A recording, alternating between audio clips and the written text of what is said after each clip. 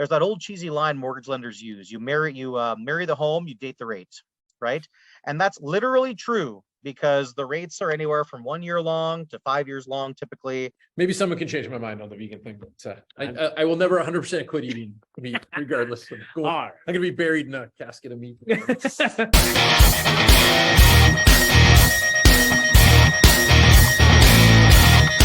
Hey, everybody, welcome to another edition, the first edition of 2023 Real-Tor Talk. Murray, yes. Happy New Year. Happy New Year. Hey, did you make any New Year's resolutions?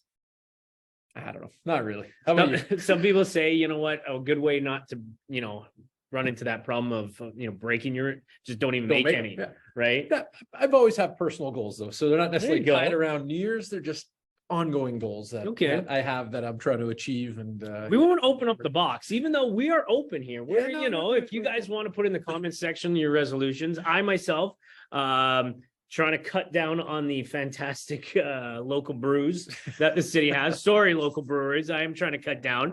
I'm sure they'll be okay with your one. I'm sure they will. Exercise more, which is always important. I hit 41 last year, and I just feel like everything is, some days. He's a baby. And a marathon. I'm running. I've done 2 half marathons. We're going to run the Manitoba Marathon. A full marathon? Okay. The marathon. I've done. That's not a marathon. That's a half marathon. Well, it's the Manitoba Marathon. I'm done. So, but I don't know. We'll see if I do the full one. I don't know. Well, we'll see. I'm in training right now, so we'll see what happens. It's not until June, right? Father's Day. Yeah, Father's Day. So I've got a lot of time. So, but Happy New Year to everybody out there. That's us. Forget about us. We've got a great show today. We got Dimitri from CIBC joining us in just a little bit. Things are changing. We got another interest rate hike. Don't get mad at me or Murray. It's not our fault.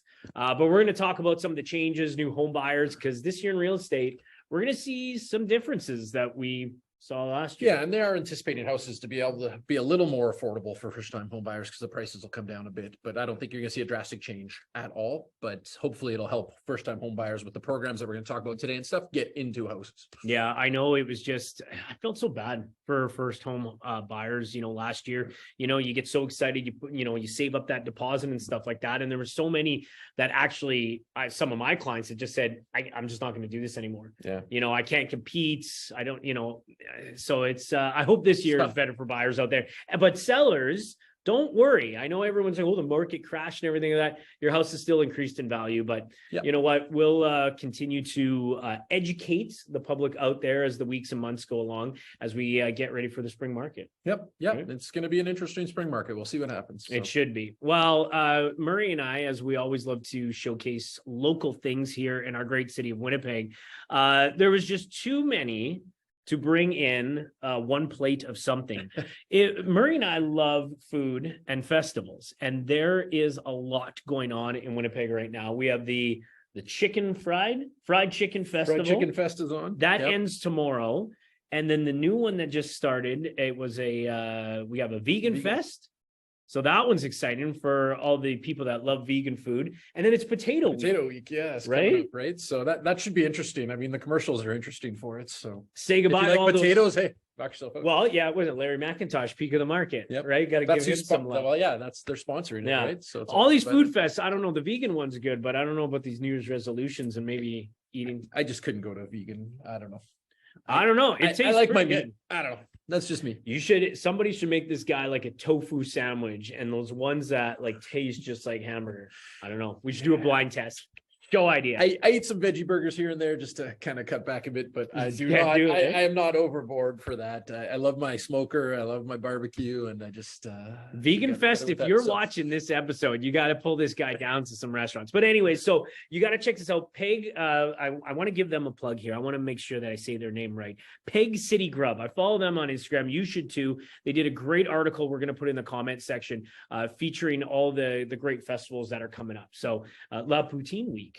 Beginning of February as well, There goes that diet I was just dealing with. He won't be running the marathon. Yeah. Might be walking it, but anyway. Yeah. So go out and support some great local restaurants. I think the Fried Chicken Fest had like over 40 restaurants. The Vegan Festival has over 25 restaurants. So that's fantastic. I love it. Maybe someone can change my mind on the vegan thing, but I will never 100% quit eating meat, regardless. I'm gonna be buried in a casket of meat. So anyway. I'll be very happy to attend your funeral, obviously. Very happy. Jeez, The food selection will be. Oh yeah, well there you go. They're like, thank you, and just crying, but also It won't be about celebrating, it'll be about the food that we eat. So bittersweet moments. there you go. All right. Bittersweet moments can come when you are starting to look for a house and going to the bank. And this gentleman that we're going to welcome in right now, Dimitri from CIBC, knows a lot about people being really excited about buying homes and going for that pre-approval, and also the joys, the ups and downs that we have seen thanks to the interest rates. So there he is right there. Dimitri, how are you doing, sir? Living the dream. How are you guys? Good. I thought we were the only one as realtors living the dream. Yeah, there you go. There you go. Hey, More dreams and mortgages. Come on, it's Great, it's great clothes. Awesome. Do you like vegan food, Dimitri? Vegan food. Yeah. I avoid it vehemently, but I will eat it if there's nothing else. Yes. Come on, it's Vegan Fest right now here in Winnipeg. I think you should give it a try. I got nothing against vegans. I get it. It's probably a lot healthier than my diet, to be honest with you. But no, that's a festival that I'm going to support, but ignore, if that makes sense. Hey, anything that they serve you can still dip some tzatziki sauce, right? And you're good. You like that? Yeah, there has to be some sort of animal involved, either, cattle, whatever, dairy, whatever it takes. No, Absolutely. someone out there is just screaming at you. I'm not the only one. See, I said I was going to be buried in a casket of meat, so I mean, it's All right. That makes sense. I never thought about doing that. That's going in my will. Well, you know what? As we're talking about life plans or afterlife plans, about dying there, let's talk about living now and the excitement of where people are taking that plunge into buying a home. And in the last couple of years or last year, oh man, interest rates. I'm sure that's probably been hashtag interest rate wants to make you puke. It's happening again next week, isn't it, Dimitri? It is. And there was a lot of talk about how the last December hike might be the end of the road. And yet here we are, a few days away from another obvious rate hike coming to us on Wednesday, the 25th there. Yeah. Yeah. So I know if you have that crystal ball, please share it with me, because I would love a crystal ball in real estate. But if even if you don't have that crystal ball, what can you maybe tell people out there what to expect? What's kind of coming up from your knowledge? Absolutely. Well, yeah, I don't know if I have a crystal ball either. I'm not sure if I did have one. I don't know if I'd be doing this job. I love it, but there'd be some other way to make money for sure. Yeah. Now, as far as the expectations for next week, though, yeah, there's more than likely going to be a hike. I just before joining your call here, I checked some of the stats. There's actually a website I go to that kind of gives projections. So there seems to be about a 70% chance of a quarter point, 0.25% hike. There is a growing amount of people that think it's going to be a half a point, though, 0.5. I would be surprised by that, considering that inflation did slightly tick down in December, which is the first downtick in about 7 months. So I don't think I'd hedge on that necessarily, but there is some school of thought there. And there's even a smaller market of people that believe there won't be a rate hike at all next week. But that, I think, is also very unlikely because we still have a very high or very low, unemployment rate in Canada, which is going to influence that decision as well. So, like, how long, when they raise these rates, typically in the past, have you seen for inflation to come down from when they started raising rates, right? Like, well, that's an interesting question. There's actually never been anything like this since 1979, actually, believe it or not. So I wasn't around then. If I was, I'd hopefully be retired by now, but all good. But no, all joking aside, historically what's happened is there's usually about a 3-year, almost like a bell curve. So if you were to look at the late 70s oil crisis, inflation crisis that occurred at that time, it was mostly related to oil prices, and because they were very, very high at that time, if you're aware. And so long story short, basically in late 78, early 79, they saw a peak basically of overall inflation. So the US government was actually the big, sort of driver of that. So what they did is they basically dramatically increased rates, which is more or less in line with what we've seen here, similar on a sort of proportional basis to the total, amount of money in the system and stuff. And so long story short, they did that for about a year. So we're not quite at a year yet. We're about 9 months or so, but they did it for about a year. And they were very aggressive. And then eventually they started seeing a real dip in inflation at about the end of the early 1980 is what happened. But then rates actually stayed fairly high until about the end of 1982, believe it or not. So it wasn't until 82 when you started seeing very dramatic rate decreases. So that recessionary period lasted about 2.5 years, Now, that's another thing. It's funny, in researching this situation, we'll have to see what the expectation is for that, because right now everyone seems to believe that if this is the peak of rates, we should very soon see a recession officially hit, which is 2 consecutive quarters of negative GDP growth, where we should have the first quarter pretty much wrapped up, in terms of that very soon in the next 30 days or so. So the logic is by May or June, which should be pretty clear that we're in what we call like a systematic recession. So we might not see it in our pocketbooks always, because again, right now, most people aren't losing their jobs and seeing the recession impact them in that way. So this could be a little bit unique, but the long and short of it basically is that if that all happens, then eventually we might start seeing actually rates, there'll be no more rate hikes at all. And then eventually rates coming down on the variable side, which would influence all kinds of rate decisions down the road. Everyone seems to think that's going to happen by summer, right? That's kind of the general rule of thumb. I don't know. We'll have to see how that plays out. I think I'll be honest and say, when I'm talking with clients right now, I generally tell them that it's impossible to guess. And what we found since probably late 2020, actually, at the peak of the COVID pandemic, was that a lot of projections that are being made by economists didn't happen the way they had projected it. So just kind of, with all the projections out right now, they're not slam dunks by any means. This is kind of a unique territory that we're in right now. So, yeah. And does it all come down to how that inflation is going to be over the next 6 months? Or is there anything else tied to it?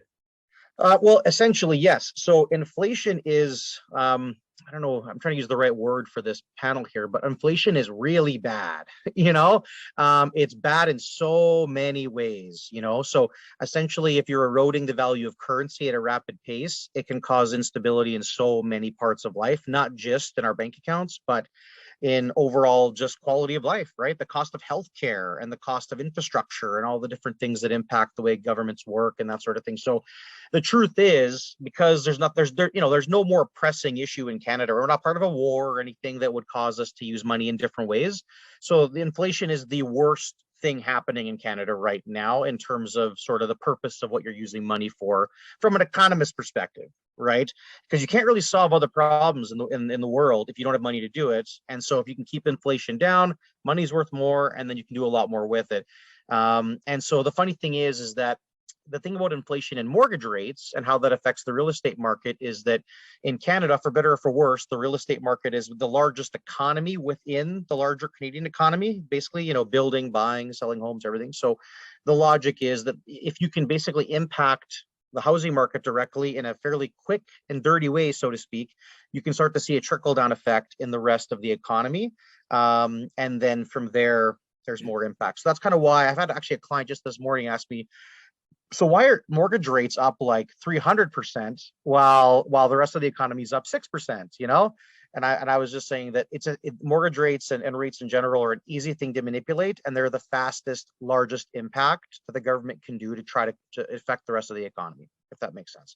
Yeah. It doesn't feel good as a consumer necessarily when that happens, but the logic is sound.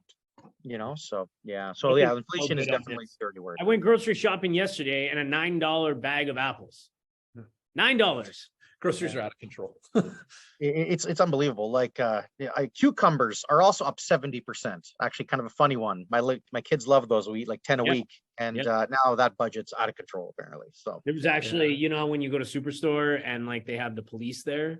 Well, he was near the produce section and he kind of gave me a look and he's like, "Evening, how's it going?" And I said, "Well, not good. There's a crime right now. There's a crime in this store and it's called $9 of apples." And my wife just kind of took me. She said, "Stop bothering him. He's trying to do it." Job. Yeah. I said, "Did you see that I said it to the police officer. Did you see?" Maybe he gets free apples for hanging out there. He might get free apples. I don't know. Hey, he's not wrong. So as we're kind of, dealing with, where we're moving forward in the forecast, and even if we don't have that crystal ball, I feel like with, what do we have? 7 interest hikes in 2022?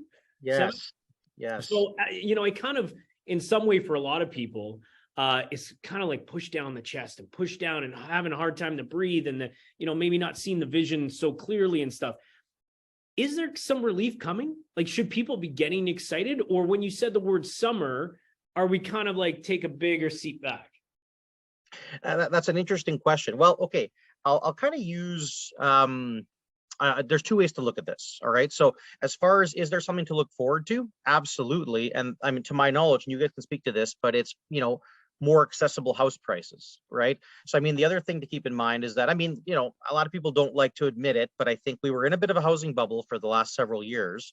In fact, if I'm an economics nerd, so if you look at the trends, it's been a growing bubble for 33 years, actually. It's been up and down a little, but it has been gradually growing at a rate above the inflation rate for almost that entire period of time in North America. So kind of the long and short of it there basically is that, if you bought a house in 2019, 2020, 2021, you were buying at the top end of that bubble. I mean, that's just the nature of it. Now, what I will say to sort of defend those buyers, I mean, that wasn't really how it was advertised to them. I mean, there was a frenzy for homes at the time. There was a lack of, opportunities to buy homes and people had nothing else to do, right? Mm-hmm. So the idea was that based on the time, they were stuck in their homes. I mean, the logic was they wanted to upgrade that lifestyle or change it or move or whatever it was. So there's a lot of reasons why that bubble got extra crazy, during that period of time, beyond just the fact that the government dramatically lowered rates before they needed to. So anyway, but so something to look, as far as what buyers should look forward to, I think lower prices are very important. So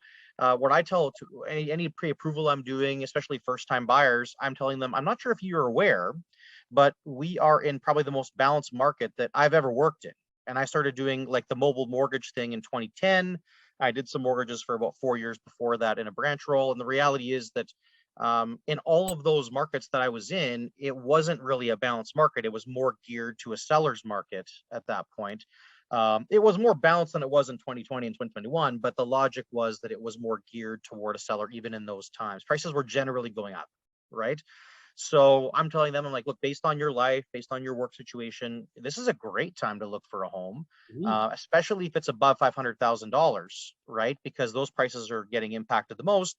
And so the logic is if you're in that market, if you're in that price range, I think shopping for a home, the type of house you want and the location and based on your budget is more important than the rate that's associated with that, because there's that old cheesy line mortgage lenders use. You marry the home, you date the rate.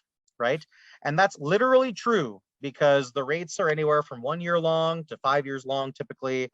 So the logic is that home is in many cases going to be like a 20, 30, sometimes lifetime investment, depending on the type of property you're buying. So you really are dating the time, my experience with you. Like, you're not marrying me, you're marrying Jesse or Murray, right? Like that's the logic. Like, so, and just sitting here.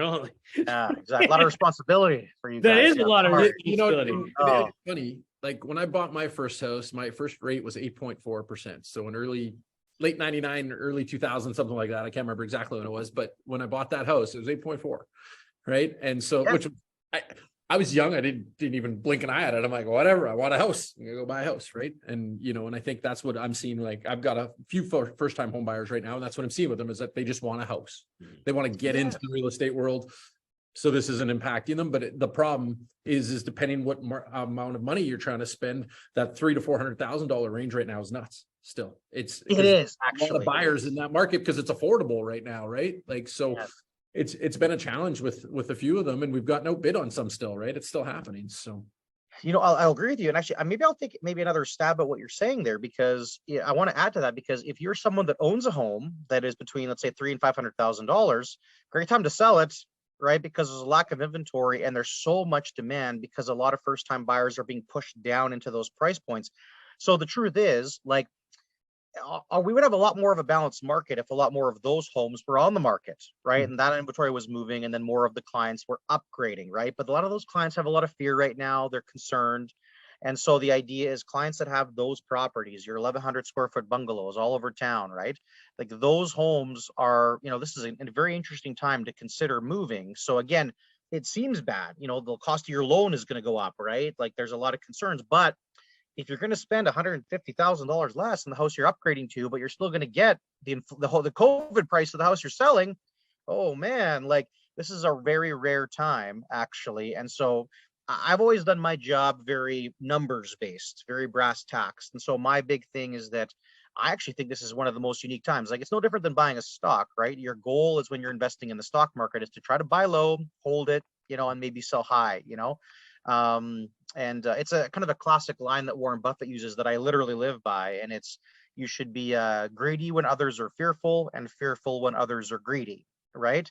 So right now, if people are fearful, this is the time to buy assets, all kinds, houses, whatever. Now, so that's what I'll say. I think there's a lot to be positive about. It's hard to, I think the problem is we live in a bit of a media culture sometimes that sort of helps people, sort of like have a certain view of the way things are that may or may not be totally true, right? So there's challenges like that. So, but no, I mean, there's lots to be positive about. And keep in mind, the trick with mortgages now too is that another positive is that what we're seeing right now is apparently short term, right? So the logic is when historically you would be offering 5-year fixed rates to clients and they were almost always the best deal, and it just, or even variable rates that were very low. The long and short of it basically is that, like, now just take a 1, 2, maybe 3-year term, depending on your outlook, and then reassess. And almost every projection indicates we're going to see lower rates over the next 2 to 3 years. And so the logic is, assuming that you're comfortable with that prognostication, like suffer a little bit on the rate, but everything else is going to be fantastic. It's going to be the best situation you're in. There's no bidding war on a lot of homes and that sort of thing. So I personally think it's great. I just find it funny. There's so little volume right now, but it's also like, there really should be more, because of the times we're in. So anyway. Yeah. And you were talking, you want to talk to Dimitri when we're talking about buyers with first-time home buyers and stress tests, right? I just want to, the stress test is, I think it should go away, but anyways, it's not going to, and it's there. So it's qualifying people at a really high rate right now, right? So that they can absorb this situation. So what is the stress test rate right now for people? Well, it depends on what rate they're taking. So for example, like I would say like rates are between 5 and 5.5% in general, depending on if you're doing like a 5% down type default insured mortgage, or if you're doing a conventional mortgage. Like, we're seeing a bit of a spread there. There's about anywhere from 1/4 to 1/2 point between clients that are doing stuff at low down payments and high down payments. It is an odd thing that when you put less down, the rate's lower in some cases. But anyway, it's kind of a separate thing. But the trick is that you're stress testing at 2% above that, right? So let's call it 7.5%, right? Which is getting near to the rate you paid, Murray, back in the day. Back in the day. Right? Yeah. And I'll admit, like, I read a lot of this stuff. I haven't seen any projections that rates are going to go anywhere near that. So it does seem a bit too much, right? The stress test, like, it seems too aggressive. And admittedly, the stress test was absolutely not designed for this rate environment. It was designed for what people thought before COVID was going to be a perennially low rate environment, possibly for many, many years, because inflation was so low before COVID, right? So the logic was that, we had the stress test clients because rates were always in the 2s. And so just in case rates went up, we needed that flexibility to be able to make sure that if there was a system shock, which did end up happening in the last 9 months, that people that when they borrowed at that time, they were stress tested. And so that's obviously not the case today. What I will say, though, is over the last week, there's been a lot of news about more regulations coming to sort of like federally regulated lenders, like, banks, trust companies, that sort of thing. And so it doesn't seem like it's going away to me. Like the government doesn't see any reason to get rid of it, because I think they believe that this situation is relatively short term. They figure at most we have a year of what we're dealing with today in this sort of rate category.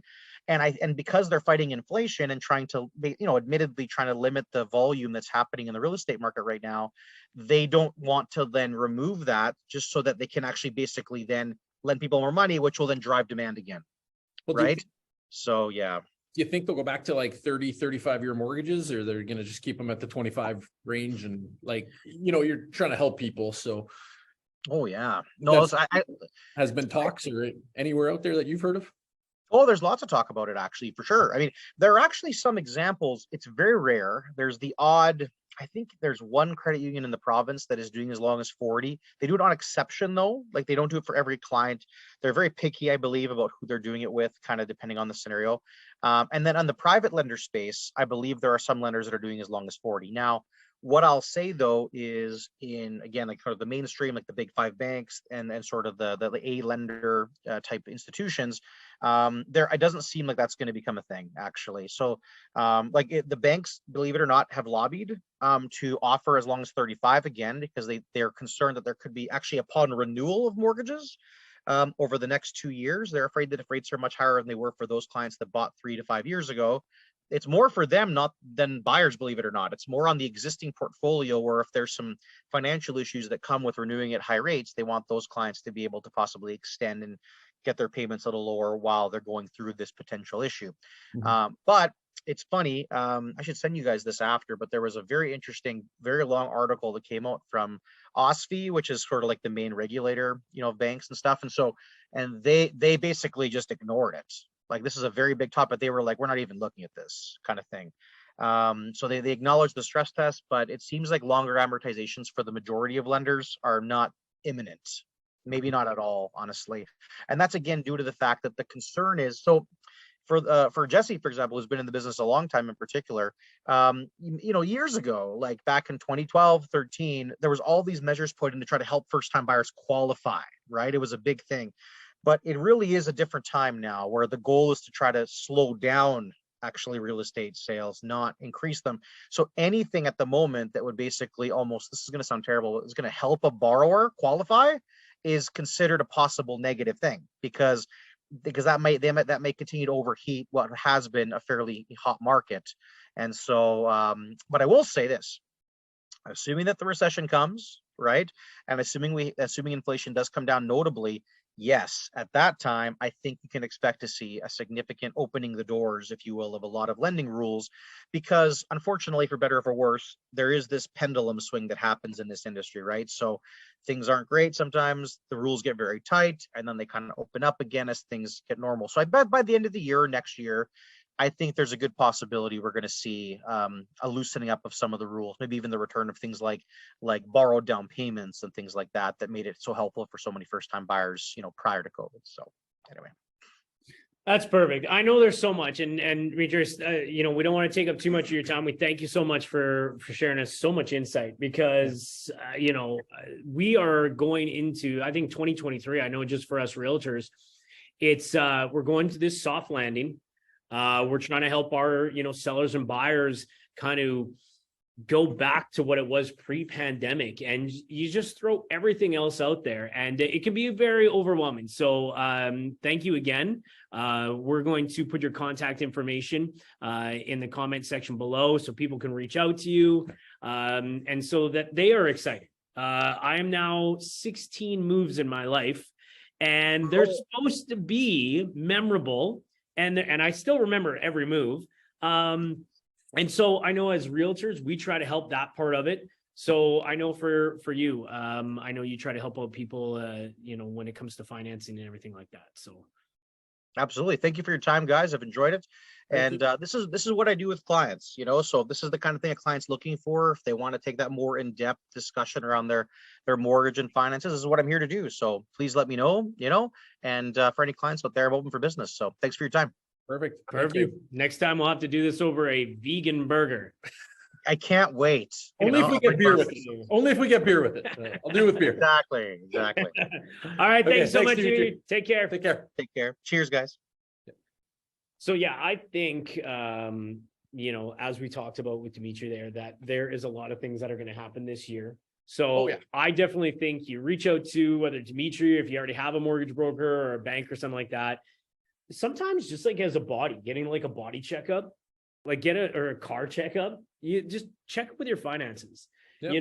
What just happened, look at your forecast of what you want to do, and then come see Marina to buy or sell. Yeah, no. And I think, with this type of market, you definitely need an agent representing you to help you through this, because it's your real estate journey, and this is a big investment for you. And I think if you just jump in head first and be like, oh, there was a house for sale by owner that I'm going to go buy, you have no idea what you're getting. The guy could be taking you for a ride. You just like the house, you buy it, and you could be overpaying. He could be putting in clauses that make no sense. You definitely need a professional backing you in this time for sure. Yeah, it's there's a reason that when we talk about some of the documents that we show our clients, these are legal documents. These are courses that we take each year and continuous training throughout the year because there's a lot that comes into play. So again, when the emotions are running high, and you see something, that's why there's experts out there. Well, that's people buy with emotion, right? Then they try to verify it later. So that's right. It's important that you have someone helping you, getting you past that hurdle for sure. Whether it's the person at the bank and a real estate agent, whatever, just don't jump in head first without anyone helping you, because it'll just be, with the time things are now, I think it'd be a mistake. You talk about buying things with emotion. I go back to food. One time I bought 2 pounds of suicide wings and I was so emotional. I was like, I can do it. And I just bought them, and then you regret it later. So anyways, so we'll leave you with that. Thanks so much for joining us for another episode of Real-Tor Talk. Anything else? Left him speechless. No, you know what? Yeah. We should sit down and have some suicide wings sometime. We'll see how you do. I did meet a pepper that I couldn't. Well, I did eat it and I paid for it in Mexico. So, see, anyways, but you don't want to buy a house and then pay for it later, right? First time. Well, that's how it works. You buy the house now and you pay as you go. So, but don't regret it. Yeah, well, there you go. Like the spicy pepper. Yeah, exactly. I sat at the table with tears running down my face for about 5 minutes. It was great. First time I've ever had that happen though. But anyways, it was ridiculous. Well, you're here now. I am. And we're happy he's going to my meat coffee one day. Anyways, everyone, see you next time, everyone.